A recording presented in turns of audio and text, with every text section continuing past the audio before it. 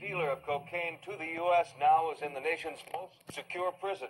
Juan Ramon Matta was seized in Honduras yesterday and rushed to the federal penitentiary in Marion, Illinois, where he's awaiting formal charges. CNN's Charles Feldman has our report. When he arrived at New York's Kennedy Airport early Wednesday morning, Juan Ramon Matta looked like a man who didn't know what hit him. What hit him was a massive raid by Honduran police on his home in Honduras. From there, Matta was flown to the Dominican Republic, eventually on to New York via Puerto Rico, and is now at the federal prison at Marion, Illinois, this country's most secure federal prison. Officials say Matta is one of the world's most notorious cocaine traffickers, with ties to Mexican and Colombian drug cartels. He is also believed tied to the 1985 torture slaying of U.S. drug agent Enrique Camarena in Mexico. But in a TV interview conducted while he was in a Colombian prison in 1986, Matta scoffed at the notion. That's impossible, mister. Not even a child would think that. Therefore, I'm innocent. Matta's arrest was hailed by the U.S. State Department. We view this as a major successful step in our effort to stem the flow of illegal narcotics trafficking. Matta has been a difficult person to keep behind bars. He escaped a federal prison in Florida in 1971 and fled Colombia in 1986, reportedly by bribing guards with millions of dollars. Since then, he has been living in Honduras, which was recently challenged to do more about drug trafficking. One U.S. senator who is holding hearings on the problem says the cooperation by Honduras is welcome, but more is needed. I think all those involved in the narcotics in the anti-trafficking effort are going to be very wary of flashy beginnings which are not followed up by significant amounts of real reform and real enforcement. Matta came from humble beginnings, but by last year was suspected of shipping thousands of pounds of cocaine to Florida, where they were then seized.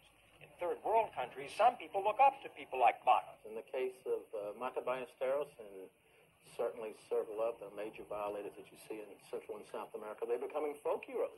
It is unclear at this time where Matta will go next, although Los Angeles is said to be a strong possibility. There are indictments against him in no fewer than 3 states so far. Charles Feldman, CNN, New York. Help from Honduras and the Dominican Republic in Matta's capture may have spurred on a new idea from the Reagan administration, a multinational force to fight the Colombian drug cartel. CNN has confirmed that administration officials are thinking about proposing the idea to other countries, and that there's been talk of using military forces to help fight the war on drugs. Trouble that ties to Colombia's infamous Medellin cocaine cartel. Much mystery remains tonight about how and where he was captured, but it is known that he's being brought to the United States. You may recall that recently on this program, NBC's Brian Ross reported that Matta was being protected by the Hondurans, and apparently that so embarrassed them that they decided to get involved in his capture. As NBC's Richard Valeriani reports now, Matta is wanted in this country for murder. Members of an elite Honduran army unit known as the Cobras struck before dawn. They surrounded and searched Matta's luxurious, heavily guarded compound in Tegucigalpa and said they found a bag of cocaine. Matta's wife, Nancy, protested that the drug had been planted by the searchers. Matta himself was seized somewhere else. It's not clear where, and he's now being brought to this country by federal marshals. Nor is it clear how he was turned over to the U.S., since there's no extradition treaty with Honduras. American officials describe Matta as a major figure in the cocaine traffic between Colombia and the United States.